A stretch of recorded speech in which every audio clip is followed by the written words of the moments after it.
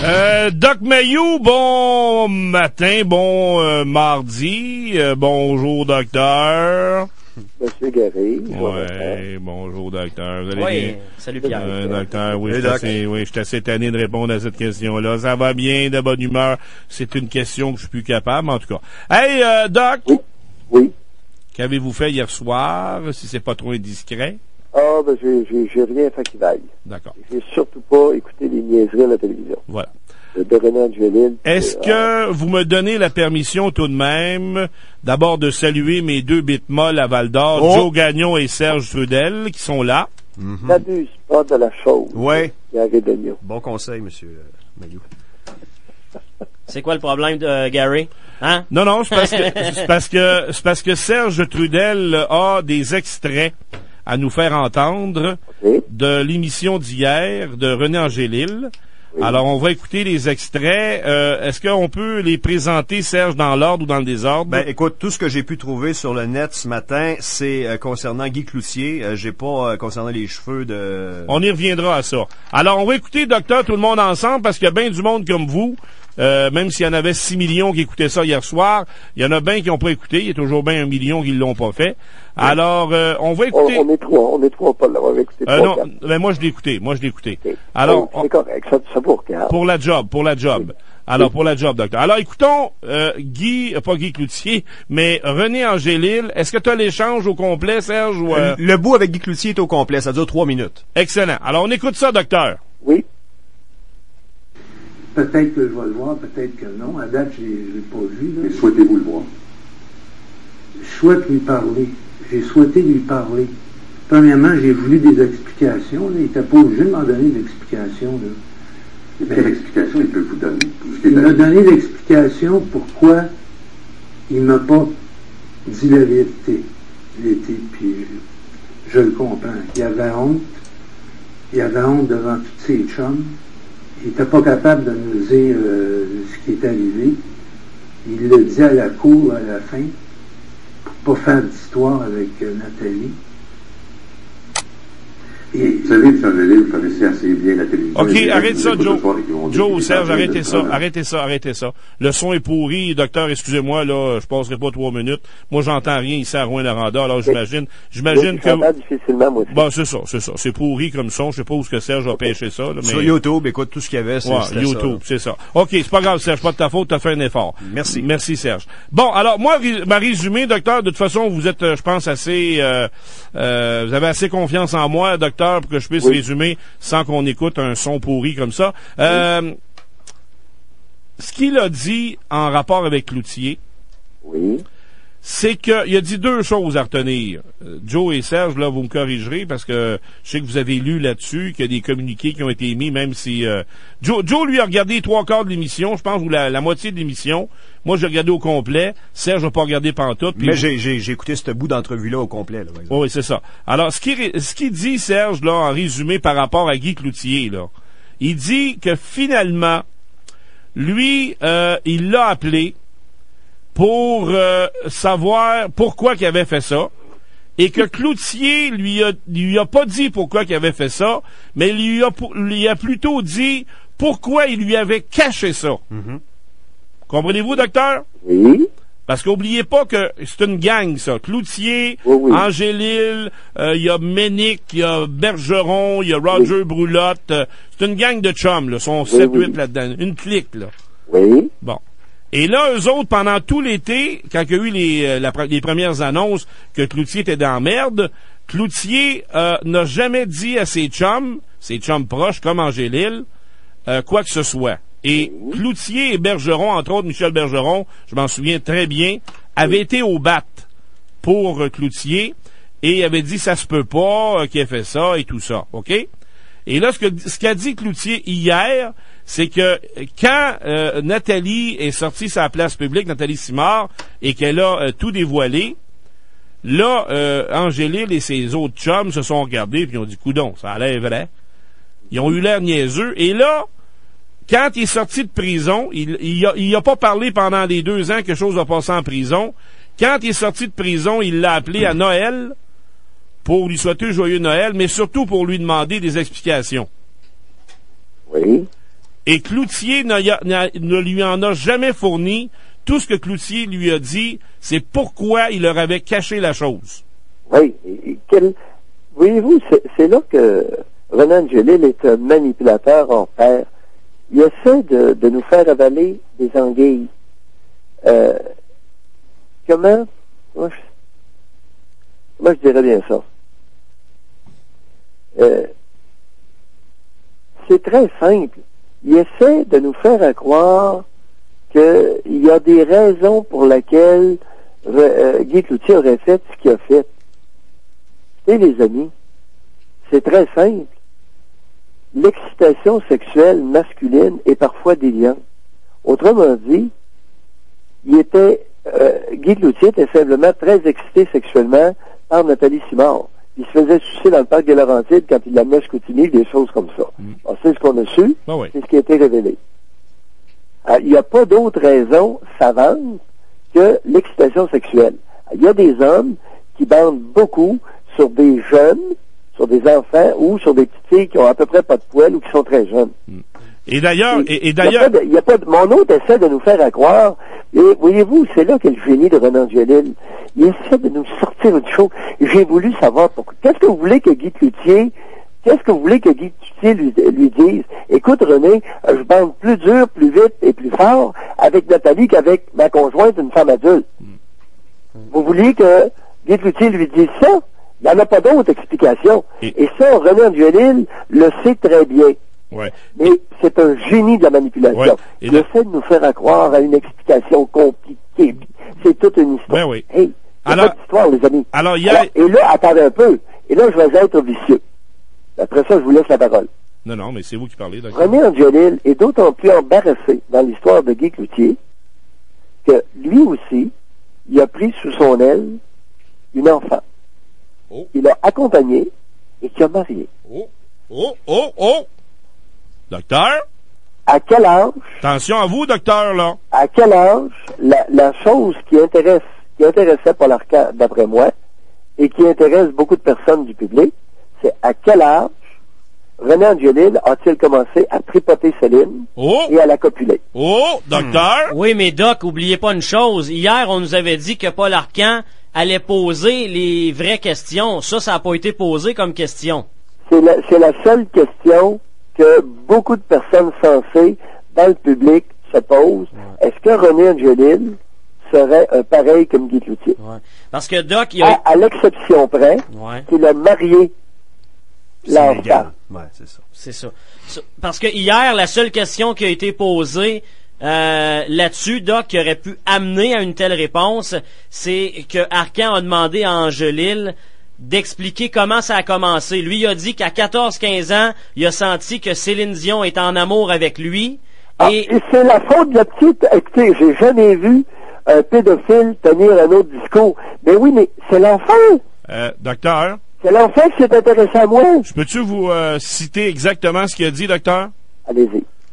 Sur sa relation avec sa protégée, René Angélil est revenu sur la question des sentiments amoureux qui ont animé Céline dès son plus jeune âge.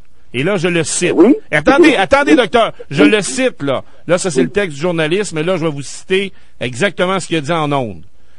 Quand j'ai commencé à sentir ça, elle était très jeune. Elle avait 15, 16 ou 17 ans. Mais plus tard, quand elle avait 18 ou 19 ans, j'étais séparé et je connaissais ses sentiments. Voilà. Ouais. Donc, qu'est-ce qui s'est passé entre... C'est pas lui. Mais c'est pas lui qui est attiré. C'est Céline qui est amoureuse de lui. Tous les pédophiles que j'ai examinés, presque sans exception, mais c'est l'enfant, docteur.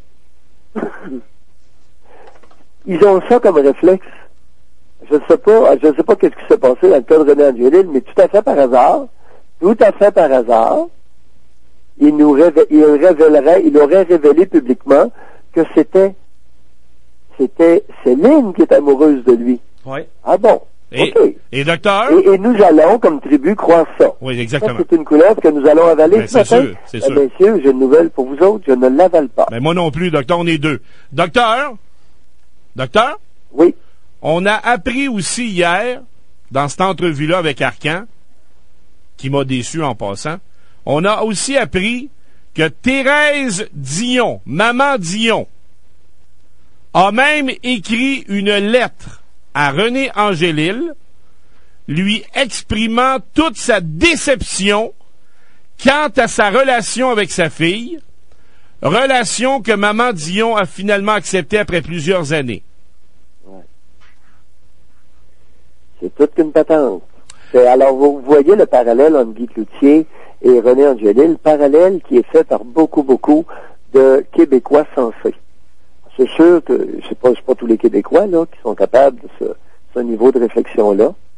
Et René Angélil aurait avantage à se faire. Parce que ce qui va arriver, c'est que le monde va devenir, écoute, à force de s'exposer comme ça, ils vont lui demander carrément la question, à quel âge tu l'as mis pour la première fois? Et à quel âge tu as glissé ta main dans ses bobettes pour la première fois? À quel âge tu as commencé à la tripoter pour la première fois? Il va se faire demander où c'est elle qui va se faire envoyer ça en pleine face. Il y aura avantage à fermer sa gueule, René Angélil, je vais monter à vous le dire. Le seul... Il s'exposer dans une biographie, il s'expose. Ouais, mais là... Docteur. volontarise. Docteur, la biographie, c'est de la merde. Contrôlé. C'est son beau-frère, docteur. Excusez-moi, c'est le mari de Francine Chaloux, Georges Hébert-Germain, et Francine Chaloux, docteur, est l'attaché de presse de René Angélil et de Céline Dion depuis 40 ans. Alors, zéro crédibilité. Non, tout est contrôlé. C'est toute une histoire. Et docteur, je vois pas pourquoi qu'on essaie de nous faire avaler ça, cette histoire-là. C'est pas une belle histoire. Docteur. C'est pas un exemple à donner à nos jeunes. Je comprends pas, là, oui. Docteur. Écoute, mais je comprends pas. Non, mais vous n'avez pas besoin de comprendre, docteur. Arrêtez ça, là. On vous a pas appelé un matin pour comprendre. On vous a appelé pour jaser avec nous parce que vous avez de la crédibilité à nos yeux. Alors, si l'histoire d'amour entre Céline et René s'était terminée, René a avoué, Angélil a avoué à Paul Arcan qu'il n'aurait pas pu continuer à gérer sa carrière. Oh, ouais. C'est toutes sortes de patentes. Écoutez, c'est pas de la belle patente, là. Vous savez, de toute façon, peu importe ce qui est arrivé, c'est que l'histoire de René Angélil va toujours border la pédophilie. Alors, dans le cas de Guy Cloutier, ça a été clair. Et son chum, René Angélil, écoutez, on pourra pas, en personne sensée, s'empêcher de soupçonner que cette histoire-là de René Angélil et de Céline Dion a bordé la pédophilie. Okay. Je dis pas qu'il y en est un. Je vous dis que ça borde, c'est embarrassant, et est-ce qu'il pourrait se taire? OK. Là... Parce que quand je vois ce gars-là se citer en exemple, je trouve ça embarrassant. Docteur, il a aussi parlé, évidemment, on en a parlé avec Joe et Serge tantôt, là. On aurait aimé ça vous le faire entendre, malheureusement, ce sera pour une autre fois, mais ce que je veux vous dire, c'est que dans l'entrevue avec Arcan, Angélil, hier soir, a aussi tenté d'expliquer, tant bien que mal, pourquoi il souhaitait garder contact avec son chum. Et là, je vous le cite pour une deuxième fois, d'accord? J'ouvre les guillemets. Les types qui sortent de prison sont anonymes. Ils peuvent refaire leur vie. Lui, il ne peut pas. Et là, il ajoute, toujours les guillemets ouvertes, est-ce que ça se peut que quelque part, je me dise que j'ai pitié de ce gars-là? Il a payé. Est-ce que je peux l'appeler pour lui dire que j'ai de la compassion? Fermeture des guillemets. Tabarnouche, Gary, c'est gênant. Non, René Angélil, leur avantage à s'accrocher de clapet, ça n'a pas de bon sens. Écoutez, les pédophiles que moi je suis, il y en a plusieurs qui sont pas capables d'avoir une vie normale après, qui sont surveillés par tout le monde, puis avec raison. Voyons, ça n'a pas de bon sens, ça. Il a payé. Qu'est-ce qu'il a payé? Il a payé quoi? Il a donné de l'argent à Nathalie pour la dédommager en partie de tout ce qu'il a fait avec elle. Et c'était à ce moment-là, Doc, que Paul Arcan lui a dit, et si ça avait été votre fille? Et là, c'est là, il va falloir en accorder une à Paul. Oui, et c'est là que c'est devenu intéressant, parce que là, Angélil a dit, ben, c'est sûr que je l'aurais tué, là. Oh, je te le dis que, non, René Angélil, à part d'être manipulateur, là, le reste, là, c'est ordinaire, et il y aurait avantage à s'effacer, parce que de se présenter à 67 ans comme modèle à suivre, comme modèle d'inspiration, comme individu inspirant, et qu'il aille se faire foutre. Mais docteur, il y en a pour qui se faire foutre. Mon gars Louis, ça n'a pas de bon sens, les gars, ce matin. C'est pas sérieux, ça, cette affaire-là. Mais docteur, c'est ça la tribu du Québec. Mais voilà. Ouais, mais c'est ça. Il y en a pour qui c'est un dieu. Oui, mais docteur, quand je vous dis qu'il y avait 6 millions de téléspectateurs hier soir sur les 7 millions de Québécois, j'exagère, là, ça c'est sûr, mais les chiffres, on va les avoir dans la journée. Je suis persuadé qu'il y avait plus de 2 millions, facile, en prime time, à 9 heures. Ça devait être épouvantable, les codes d'écoute. Hier soir, et sur les 2-3 millions qui ont écouté, docteur, je suis persuadé que plus du 3/4 ont cru Angélil. Oui, j'en doute même pas ce que tu viens de dire. Je suis tout à fait d'accord avec ça. C'est le plus grand manipulateur que le Québec ait jamais vu. Écoutez, plus grand que ça, c'est impossible. Maintenant, il peut pas leurrer tout le monde, là. Mais il peut en leurrer une maudite gang. OK. Ça n'a pas de bon sens. C'est gênant. Là, êtes-vous bien assis, docteur, ou si vous êtes debout à côté sur vos béquilles, là? Non, je suis assis. OK. Docteur? Oui. On va terminer sur une note un peu plus légère. Quand il a parlé de son fils, René Charles. Pathétique.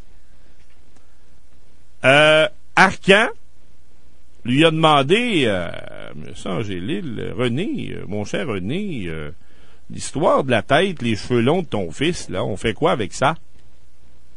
Et René lui répond, tu sais, Paul, que nous, Céline et moi, on a décidé de laisser René Charles décider de ses cheveux. Et alors, oui, c'est un bel exemple de manipulation outrancière de l'opinion publique et des autres. Et ils ont René Angélil a décidé de marginaliser son petit gars, son fils, pour en faire parler.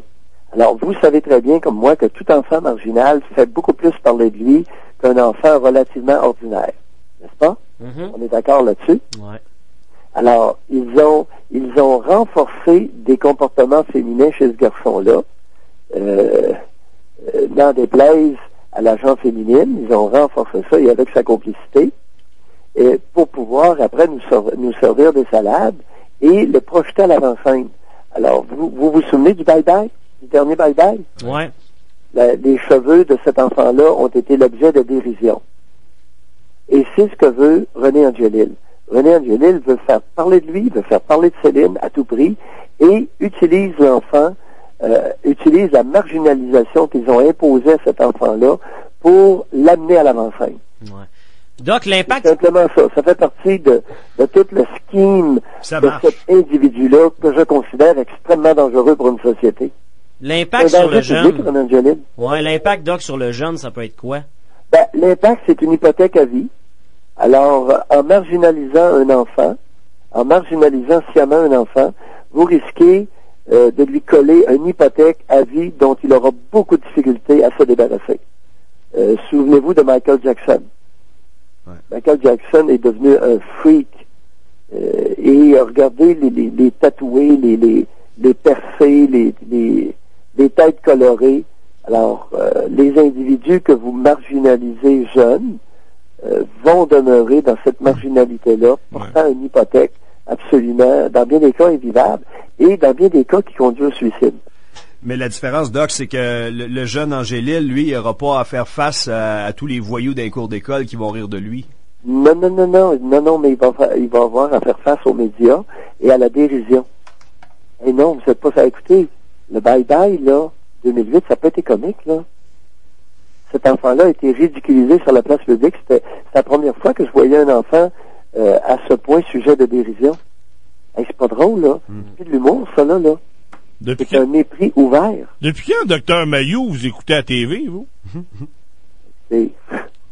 J'écoute la TV, j'écoute les choses qui m'intéressent. Bye-bye, ben oui. Parce que je veux savoir qu'est-ce qui se passe. Ouais, je suis convaincu, docteur, vous le direz pas. Je suis convaincu que vous avez écouté le bye-bye parce que vous pensiez qu'on parlerait de vous. Oui. Non, j'en ai écouté des bouts le lendemain. Mais non, je l'ai pas écouté le soir. Sacré Pierre, je vous aime. Oh non. Hey, Guillaume Lepage, as-tu accepté notre offre? Non, je veux pas une nouvelle, puis on a... pas sûr qu'on va en avoir, mais je l'aime ton offre, Gary. Voulez-vous que je m'en occupe, Doc? Tu peux. Non, mais... Avec ça, gratos. Non, mais vous me donnez-vous le mandat de faire l'approche? Gratos. Aucun problème. Fais ce que tu veux. On est dans un pays libre. Parce que vous, si vous avez 0 cachet, moi, je vais avoir 0 pourcentage. Oui. Excellent. En plein ça. Excellent. Est-ce que je peux savoir de quoi vous parlez, messieurs? Ah oui, on en a parlé hier matin. C'est d'invitation à Guillaume Lepage. Si jamais il me réinvite, au lieu de charger 12 000 comme je voulais charger comme cachet, j'irai gratuitement. T'étais pas là, Joe? Ben là, ça m'avait manqué, là. Ah bon? Ben, dans le feu de l'action, ça a brassé pas mal hier, Gary. Ah oui? On va lui pardonner celle-là. Ouais. Je sais pas qu'est-ce qu'il a brassé hier. Moi, j'écoutais hier, Doc. On sait pas pourquoi, ouais. Après, je sais pas pourquoi. Hey, Doc. Oui. Bonne journée. Bye. Ciao! Bye. We're going for a ride.